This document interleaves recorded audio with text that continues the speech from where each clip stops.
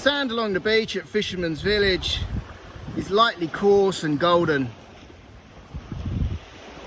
And here you can see some luxury beachside apartments which are being built. It looks as if the one on the top floor to the right is already occupied or lived in. What a stunning place to live. I wonder how much they are.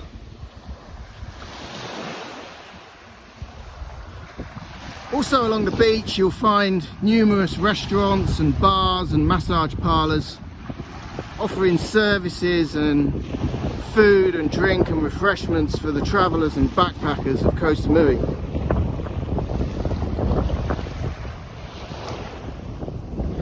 Just over there is the old pier and the new pier which is being built but it's not finished yet.